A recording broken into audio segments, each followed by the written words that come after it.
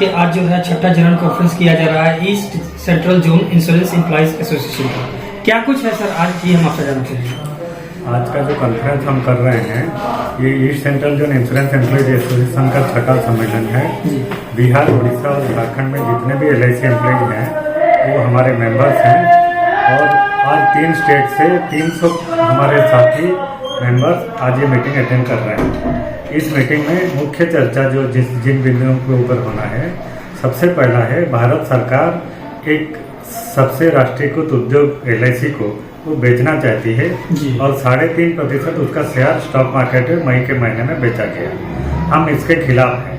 हमारा कहना ये है कि किसी भी पब्लिक सेक्टर कंपनी का मालिक सरकार नहीं है, वो सिर्फ इसका मैनेजर है और मालिक देश के नागरिक हैं। इसका आज LIC में जितने भी पैसे हैं, आज 5 करोड़ रुपया में सरकार ने इस संस्था को शुरू किया था 1956 में और आज 66 साल बाद हम देख रहे हैं कि इस संस्था का जो मोट परिसंपत्ति है वो 43 लाख करोड़ है। तो 5 करोड़ से 43 लाख करोड़ रुपया का जो अभिवृद्धि हुई वो केवल बीमाधारी के पैसे से हुई। तो बीमाधारी इसका मालिक है, सरकार इसका मालिक नहीं है। क्या वजह मानते हैं कि सरकार जो है हर चीज को निजीकरण करने के अब जो है आगे है, तो आपको क्या लगता है कि सरकार की क्या मंशा है इसके पीछे? सरकार का मंशा यह है जो प्रधानमंत्री खुद कह चुके हैं। प्रधानमंत्री का कहना है कि public sector is born to die, मतलब पब्लिक सेक्टर पैदा हुआ है मरने के लिए।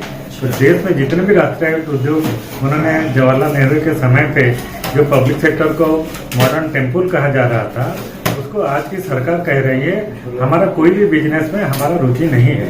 The government has no business to remain in business. इसके चलते वो पब्लिक सेक्टर को बेच रहे हैं। सरकार तो समझ रही है, कहीं ना कहीं जनता भ्रम में है। जनता ये मानती है कि सरकार उनके उज्जवल भविष्य के लिए सोच रही है।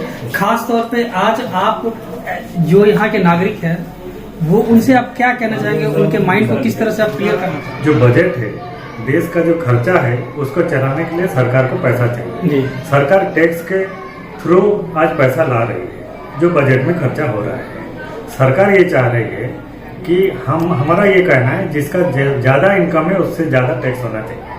आज सरकार किसी भी कर्मचारी को, किसी भी लोग का इनकम को 30% टैक्स ले रही है, लेकिन कॉर्पोरेट सेक्टर में जो पूंजीपतियां हैं उनका कॉर्पोरेट टैक्स आज 22% है।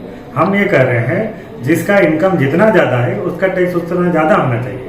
सरकार टैक्स नहीं बचाएगी तो आज क्या हो रहा है, आज इनडायरेक्ट टैक्स ज्यादा बचा है। इनडायरेक्ट टैक्स ज्यादा डाल रहे हैं, मतलब आप माचिस के ऊपर, आप नमक के ऊपर, आप दाल चीनी के ऊपर जो टैक्स GST के थ्रू सरकार ला रही है, ये इनडायरेक्ट टैक्स है। ये हर लोग देता है। अगर हम देते हैं, किस गरीब देता है, तो किसी भी पूंजीपति वही समान टैक्स हो देता है। तो इनडायरेक्ट टैक्स सबके लिए समान होता है, डायरेक्ट टैक्स उसमें डिफरेंस होना चाहिए।